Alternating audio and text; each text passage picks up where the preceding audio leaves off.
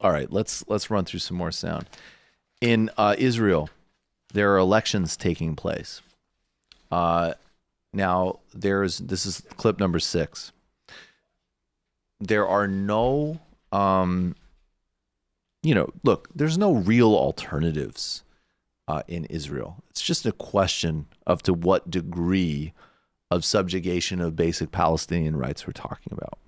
Now, that being said, there are parties in the center, and this, I get, you could maybe in some ways domestically center left, that at the very least would like to keep some sort of formalities of democracy inside 67 borders, right? So there's the occupation of the West Bank, there's a siege and functional occupation over Gaza, and then inside Israel itself, although of course there's not full equity for Arab citizens, there is some more kind of sense that you're dealing with something analogous to a flawed democracy, maybe.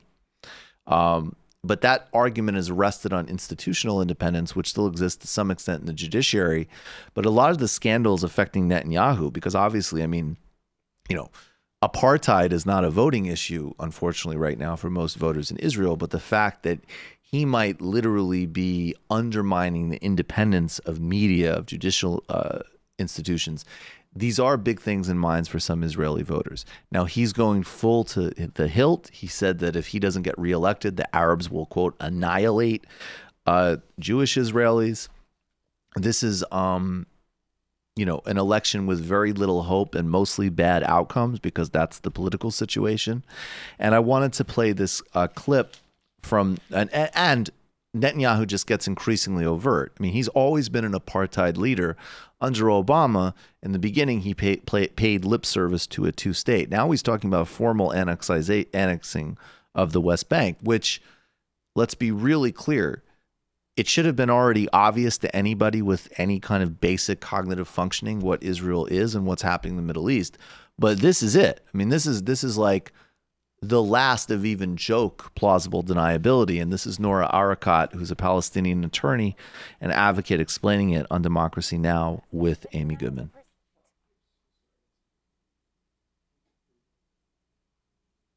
I think it's important to point out, as you have, that 1/3 of the West Bank is the Jordan Valley. It's the site of the richest sources of water, some of the richest sources of water in the West Bank, including the Jordan River Basin and the Dead Sea, as well as numerous springs. The World Bank has said that if Palestinians actually have access to these lands, it could be their Palestinian breadbasket, increasing their agricultural yield by $1.6 million annually. We are talking about a rich area where Palestinian farmers, where Palestinians cannot access for leisure, for livelihood, for home. And this is what's at stake. The other thing to point out is that there's already de facto annexation. A lot of attention is being placed on Netanyahu as he makes more bold and racist claims to his constituent base ahead of elections. But it's important to know that this is not about Netanyahu. This isn't even about the Israeli right. This is Israeli policy. In the aftermath of the 1967 war, Israel declared 60% of the Jordan Valley as a closed military zone and off basis. They built 3 outposts, military outposts in 1968, and under a labor government, built those into civilian settlements in the early 1970s. It was a Israeli labor minister, Yigal Allon, who declared that the Jordan Valley would be part of Israel's defensible borders.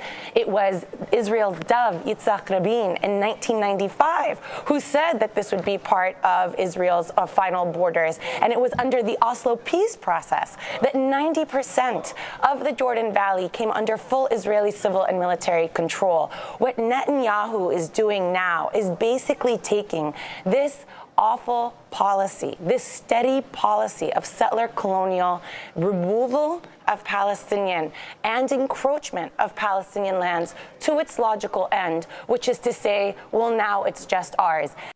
Well, that's it. That's undebatable. Be in reality about that place.